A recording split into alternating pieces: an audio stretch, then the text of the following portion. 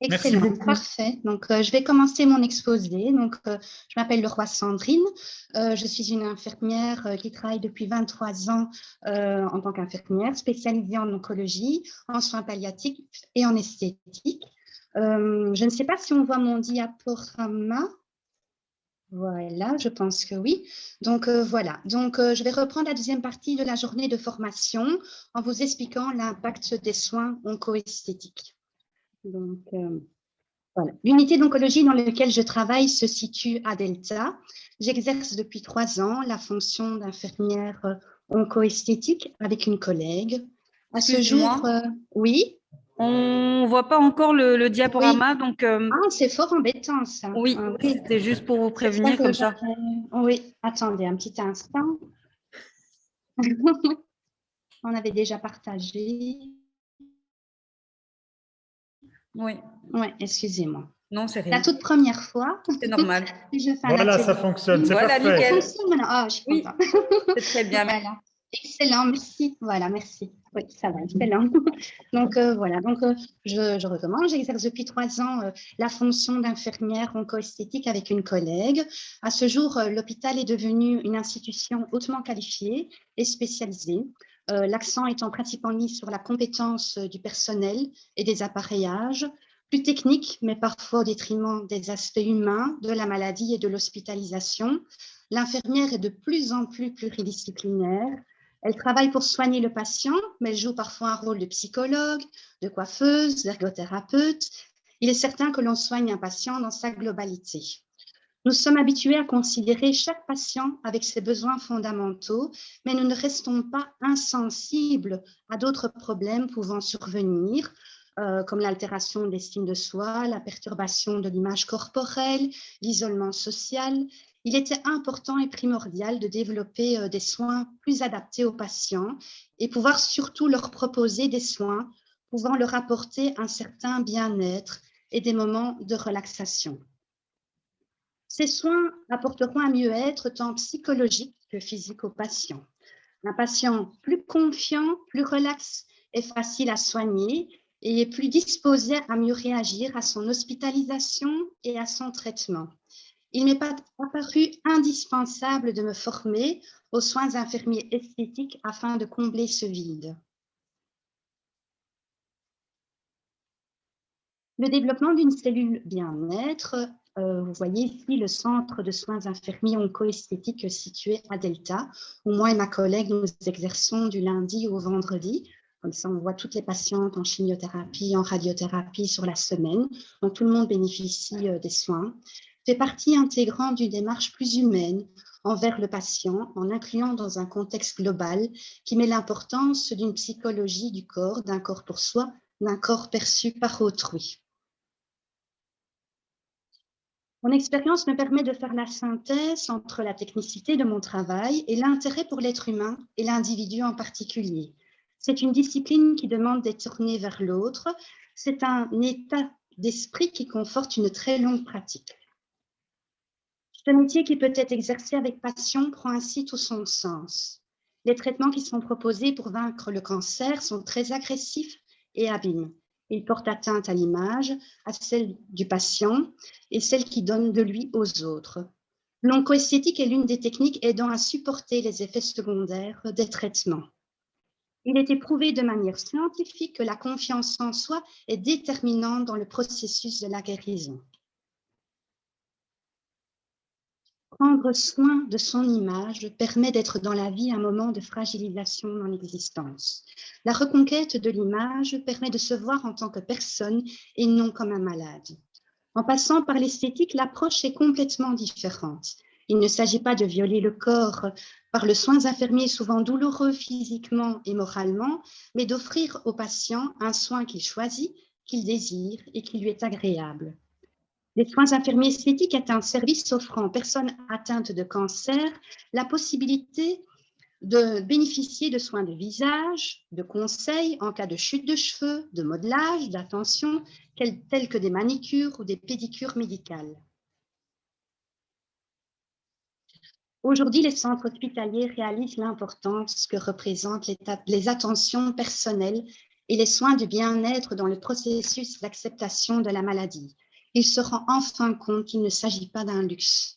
Les effets secondaires déplaisants d'une chimiothérapie, d'une radiothérapie ou d'une chirurgie, tels que des nausées, la fatigue, la peau fragilisée, la chute des cheveux, sont généralement mieux supportés lorsqu'on bénéficie d'une attention toute particulière. Toute maladie est un deuil, elle signe la perte de la santé. Ce bien qu'on ignore tant qu'on le possède. Les patients sont sujets à de grandes souffrances. Ils se trouvent le plus souvent désemparés car ils se sentent prisonniers d'une situation dont ils n'ont aucun moyen de contrôler. Soigner n'est pas seulement un acte technique, c'est aussi l'écouter, savoir entendre la vérité de l'autre derrière les paroles, parfois des silences. Le travail dans la relation d'aide a un point commun avec le travail en équipe. Tous deux commencent par la disponibilité et l'ouverture émotionnelle de chacun vis-à-vis de chacun.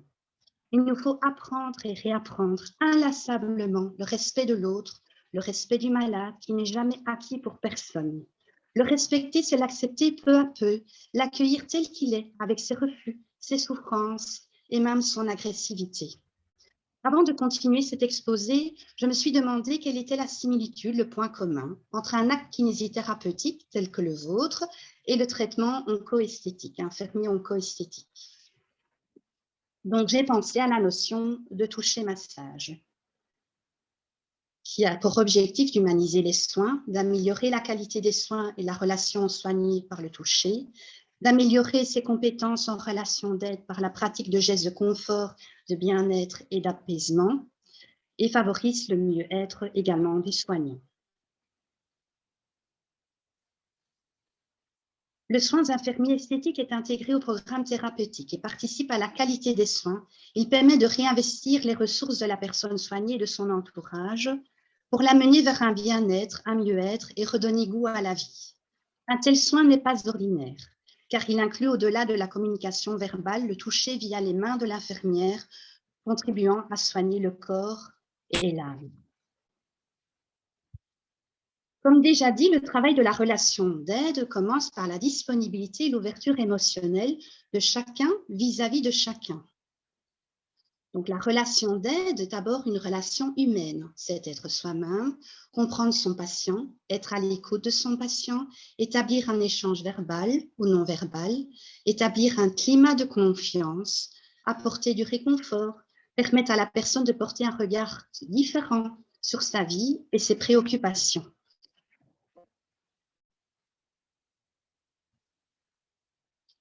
Le toucher, c'est entrer en contact avec quelqu'un, en éprouvant les sensations du toucher. C'est une aide précieuse dans l'accomplissement des soins avec respect et avec douceur.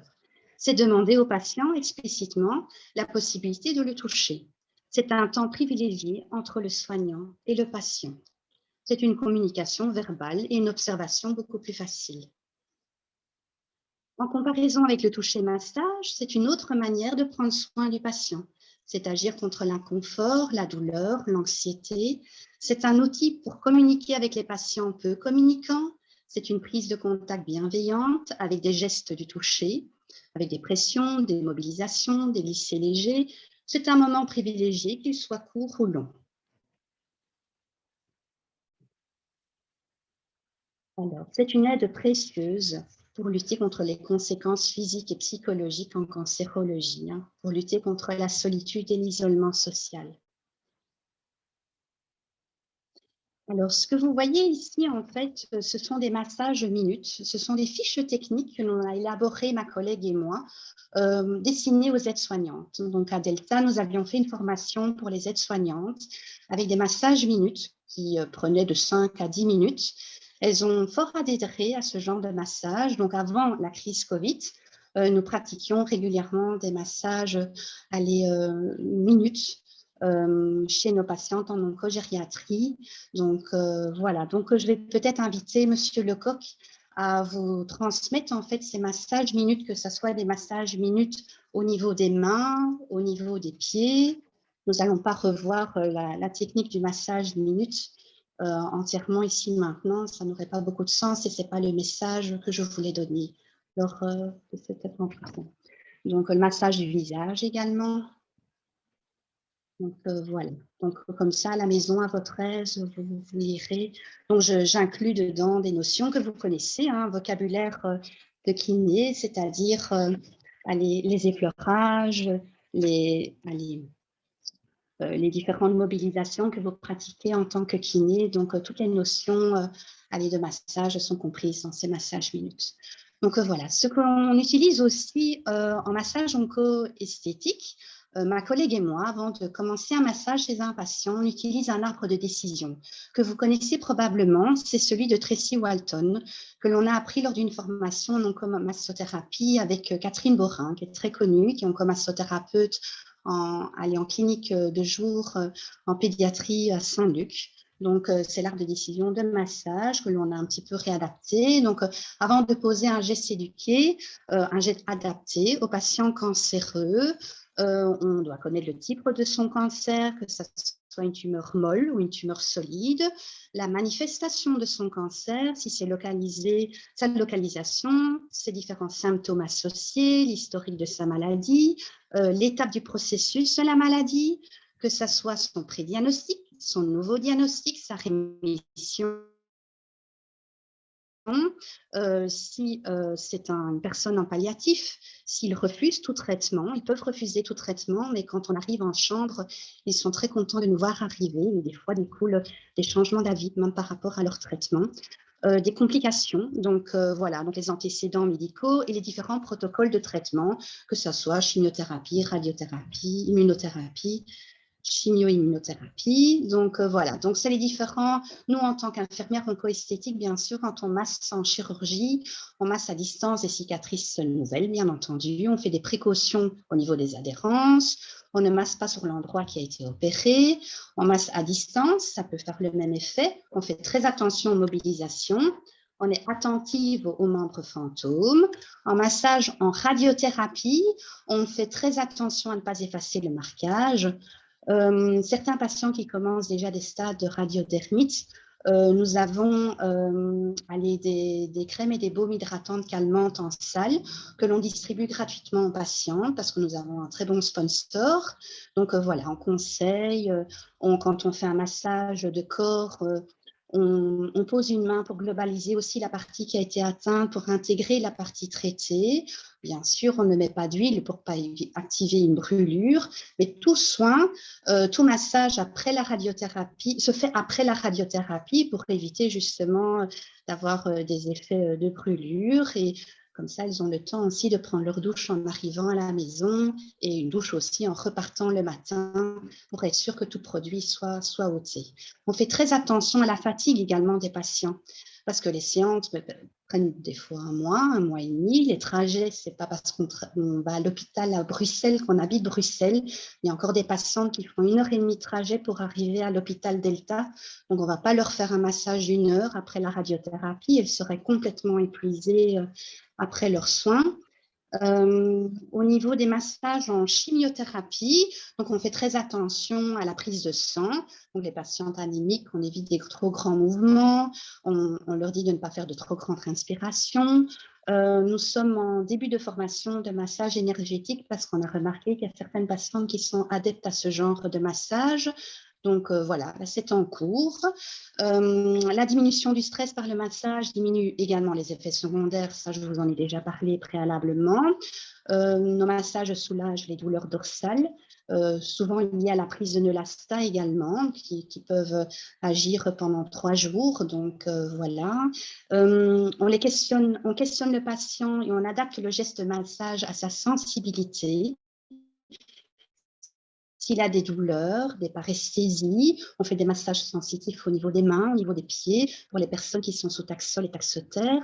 On fait attention à leurs troubles de sensibilité, aux sensations désagréables qu'elles éprouvent, et on est très précautionneuse et prudente par rapport à leur fragilité osseuse. Pour les massages en immunothérapie, comme nous sommes des infirmières, nous connaissons les effets secondaires de l'immuno et nous adaptons nos massages en fonction. On fait un massage globalisant, de détente. On ne masse pas en début d'injection du produit pour éviter, parce qu'il y a des études qui ont été faites, qu'il y a des réactions allergiques et d'hypersensibilité.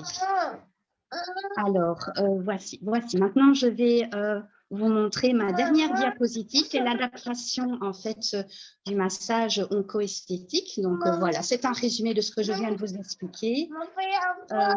Donc on fait attention en fait au site à privilégier chez le patient, de la pression à exercer, du positionnement du patient, de la vitesse d'exécution, bien entendu, du rythme, du type de massage, il y a un massage assis, un massage couché, de la durée, des horaires, parce que nous allons masser un patient avant sa séance de chimiothérapie, comme ça il va mieux accueillir également son traitement, et des études ont également été faites, il y a des contre-indications de masser vraiment pendant les séances, pendant que le traitement s'écoule de chimiothérapie, du lieu de massage. On demande toujours aux patients, est-ce que vous voulez rester dans votre chambre ou est-ce que vous vouliez joindre notre local? Donc, ils décident du lieu, de l'objectif souhaité, de la détente, s'ils veulent une diminution de leur anxiété, de leur douleur.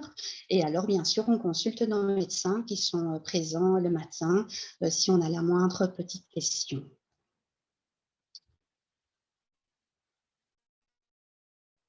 Donc voilà, donc je vous remercie pour votre attention. Comme vous le voyez, c'est la toute première fois que je présente une partie d'un webinaire.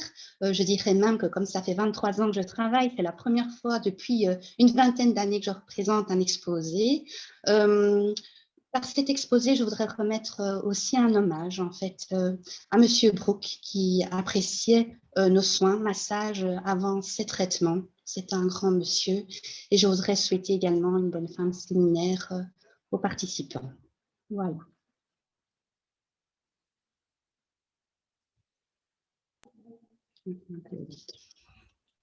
Un grand merci, Madame Sandrine Leroy, pour cette intervention. Et Madame Frazel vous remercie aussi pour le petit mot de la fin concernant Monsieur Brook. Voilà, on est tous émus, évidemment. C'était quelqu'un qui nous tenait à cœur. Je n'ai pas de questions. Je ne sais pas si les intervenants... Enfin, si les... Ah, il y a 2 questions. Ah oui, je ne sais pas lire les questions. Oui, non, je vais vous les... Ah oui, voilà, c'est ça. Oui. J'attends juste qu'elles arrivent. Oui, ça va, excellent. Voilà. Alors, la première question, on demande quelle marque de produit utilisez-vous pour les patients? J'utilise les produits Aven parce que c'est eux notre grand sponsor. Donc, ils nous distribuent pas que des échantillons. Ils nous donnent maintenant des produits cabines afin de les distribuer gratuitement aux patients et aux patientes en chimiothérapie, en radiothérapie. C'est un peu la situation Covid qui a permis ça aussi. Donc, voilà, ils sont encore plus donateurs qu'auparavant. Donc, voilà. Ok, alors un kiné pourrait également être dans votre équipe d'esthétique. Ça, voilà. En tant qu'infirmière oncoesthétique, je pense qu'il n'y a que ces spécialités en tant qu'infirmière.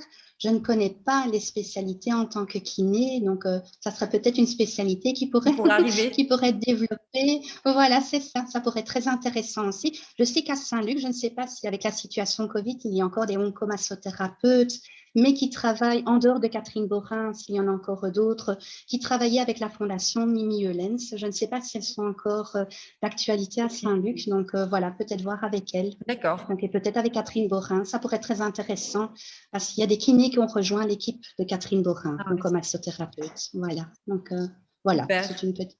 Voilà. Je pense que c'est tout pour les questions. Oui. Merci beaucoup pour votre exposé et une bonne après-midi. À vous aussi, excellent après-midi. Merci beaucoup.